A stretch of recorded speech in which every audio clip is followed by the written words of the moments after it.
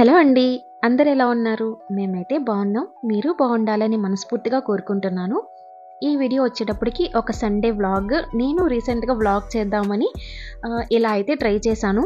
Video మీకు నచ్చితే తప్పకుండా కామెంట్ సెక్షన్‌లో చెప్పండి ఎలా ఉంది అనేది. ఇది సండే కాబట్టి నాన్ వెజ్ తీసుకోవడానికి మేము ఫిష్ మార్కెట్ కాదు, పోరంకిలో ఒక చోట ఇలా అన్ని ఫిషెస్, రొయ్యలు అన్నీ పెడతారు. అక్కడ ఫిష్ తీసుకొని మామయ్య వాళ్ళకైతే ఇచ్చి పంపించేసాము. మామయ్య తీసుకెళ్లారు. అండ్ మాకొచ్చేటప్పటికి పచ్చి రొయ్యలు తీసుకున్నాము. పిల్లలు పచ్చి రొయ్యలు అడిగారు. ఈయన నాన్ వెజ్ తినకూడదు కాబట్టి, అంటే చికెను, రొయ్యలు ఇలాంటివి తినకూడదు అన్నారు కాబట్టి ఆయనకి మటన్ కర్రీ చేస్తున్నాను. ఇలా రొయ్యలు తీసుకుని ఇంటికి వచ్చేసాను. మార్నింగ్ వెళ్ళేటప్పుడే నేను ఇంట్లో ఇడ్లీ వేసేసి వెళ్ళాను అనమాట. పిల్లలు తినేసి ఆడుకుంటున్నారు. ఇంక ఇంటికి వచ్చాక మేము ఇడ్లీ పెట్టుకొని తినేసాము. ఎందుకు ఇడ్లీ చూపిస్తున్నాను అంటే, ఇలా ఇడ్లీ మీద నెయ్యి వేసుకుని చట్నీ విత్ పంచదారతో తినడం మీలో ఎవరికైనా ఇష్టమేనా? నాకైతే పెళ్ళయిన తర్వాత ఇలా ఇష్టమైంది. చాలా టేస్టీగా ఉంటుంది. ఒకసారి మీరు ట్రై చేయండి. బ్రేక్ఫాస్ట్ చేసిన తర్వాత ఒక 10 మినిట్స్ అయితే బ్రేక్ తీసుకుని ఇంకా వంటలోకి స్టార్ట్ అయిపోయాను. ఒక్కసారి వంట స్టార్ట్ చేయటం అయితే ఇక పని వంటగదులు కంప్లీట్ అయ్యేంత వరకు బయటకు వచ్చేదైతే ఉండదండి. ఇంకా వాళ్ళు టీవీ చూస్తూ ఉంటారు. మధ్య మధ్యలో అవి వింటూ వాళ్ళతో మాట్లాడుతూ ఇంకా వంటనైతే కంప్లీట్ చేసేస్తాను.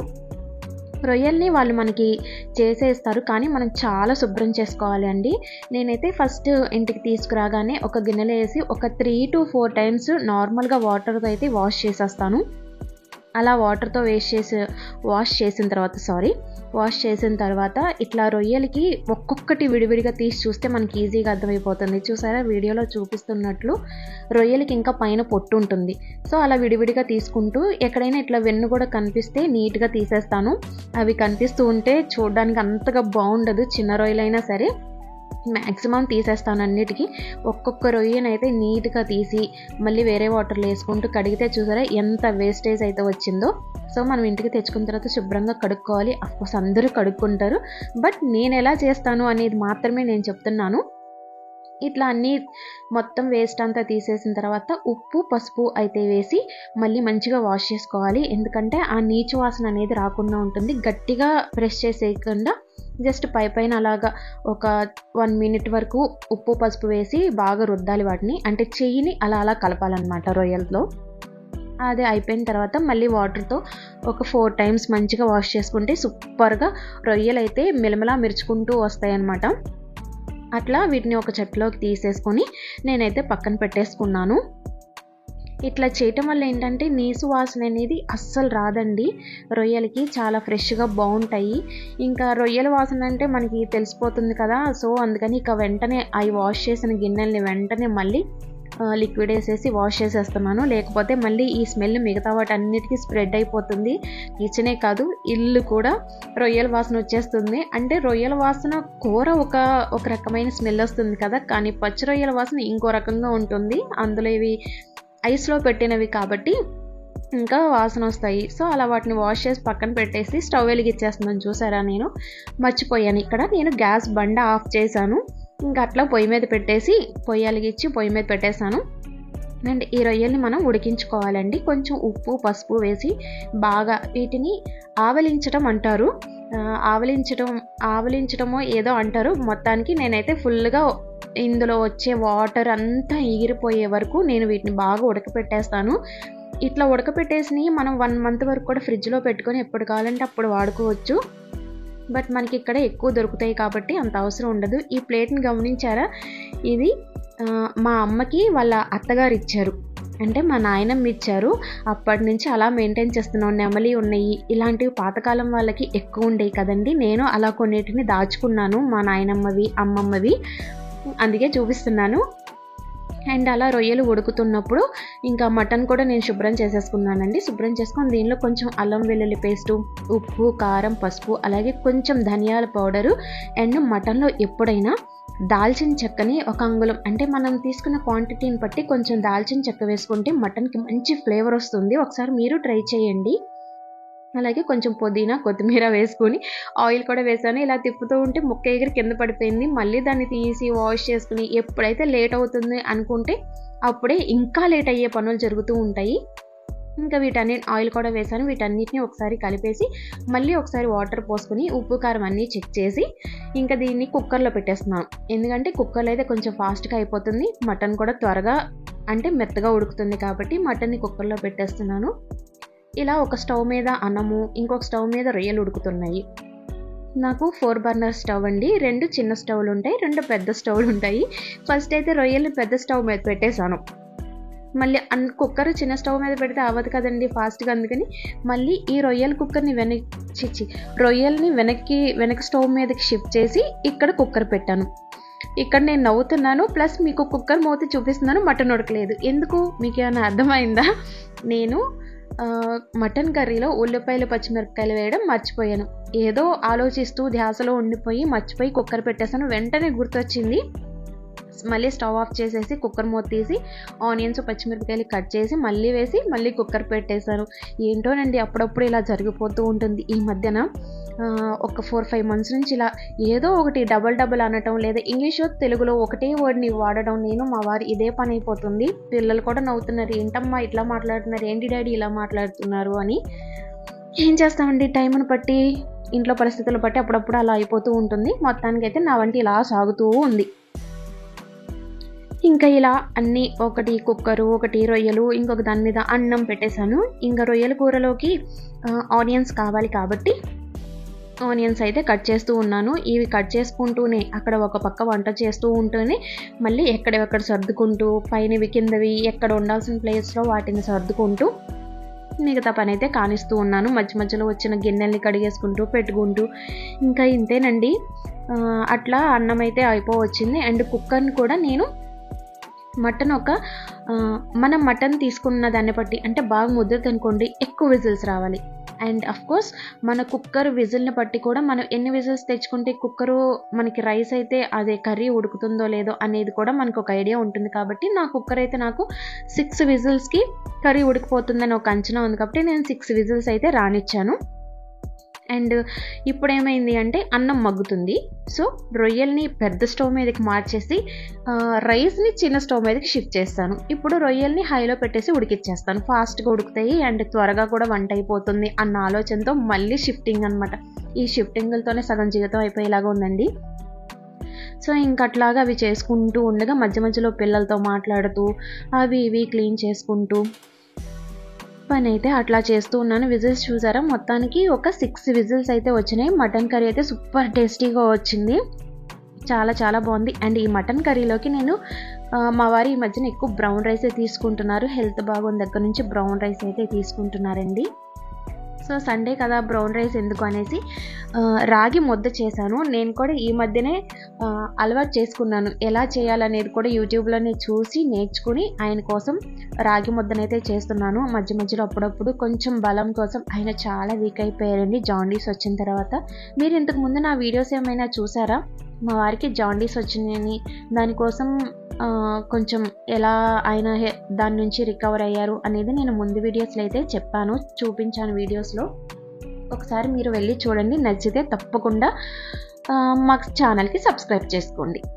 ఇలా కుక్కర్ అయితే ఉడికిపోయిందండి. చూసారా రొయ్యలు ఎంత చక్కగా ఫ్రై అయిపోయినాయో. ఇలా ఫ్రై అయిన రొయ్యల్ని ఒక బాక్స్లో పెట్టేసి మనం 1 month వరకు ఫ్రిడ్జ్లో పెట్టుకుని వాడుకోవచ్చండి. మనకి ఇక్కడ ఎక్కువ దొరుకుతాయి కాబట్టి నేనైతే స్టోర్ చేయను, ఎప్పుడు తెచ్చినా అప్పుడే వండేస్తాను.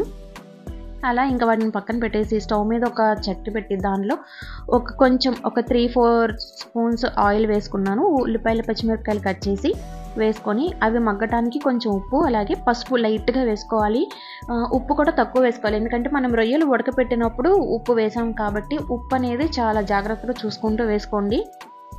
అట్లా అవి మగ్గుతూ ఉండగా ఇంకొక పక్కన నేను ఈ ఉల్లిపాయలు కడిగిన చాపింగ్ బోర్డుని చాకుని మొత్తం కడిగేసి పక్కన పెట్టేసి కొంచెం అల్లం వెల్లుల్లి పేస్ట్ అని అయితే నూరేసాను. ఈ మధ్యన ఎక్కువగా ఇందులో దంచేసి అప్పటికప్పుడు ఫ్రెష్గా వేస్తున్నానండి. కూరలకి మంచి ఫ్లేవర్ అయితే వస్తుంది. ఇంతకు ముందైతే ముందు స్టోర్ చేసి ఉంచుకునేదాన్ని, వాడుకునేదాన్ని. ఇప్పుడు ఇందులోనే నూరేసి వేసేస్తున్నాను.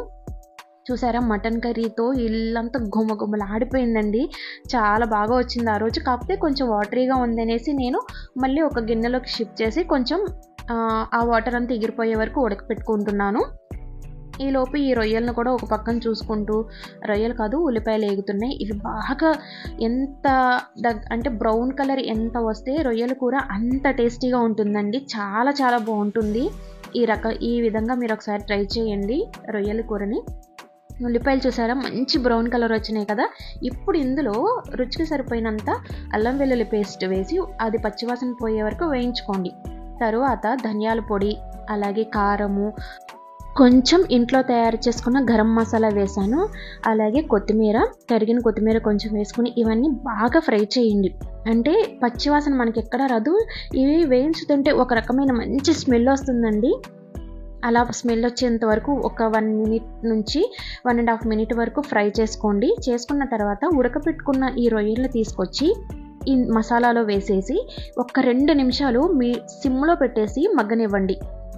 ఈ మసాలా అంతా రొయ్యలకు పట్టి ఉంటుంది. భలే టేస్టీగా ఉంటుందండి. మీకు కావాలంటే ఇదే టైంలో ఆఫ్ చేసేసుకొని వీటిని చారులోకి కానీ పప్పుచారులోకి కానీ నంచుకొని తింటే చాలా చాలా బాగుంటుంది. నేను గ్రేవీగా చేస్తున్నాను కాబట్టి ఇప్పుడు ఒక 2 నిమిషాలు అలా ఫ్రై చేసుకుంటున్నాను. అండ్ అవి ఫ్రై అవుతున్నప్పుడే ఆల్రెడీ తోమిన సామాన్ని మళ్ళీ ఎక్కడివక్కడ నీట్గా సర్దుకునేస్తున్నాను.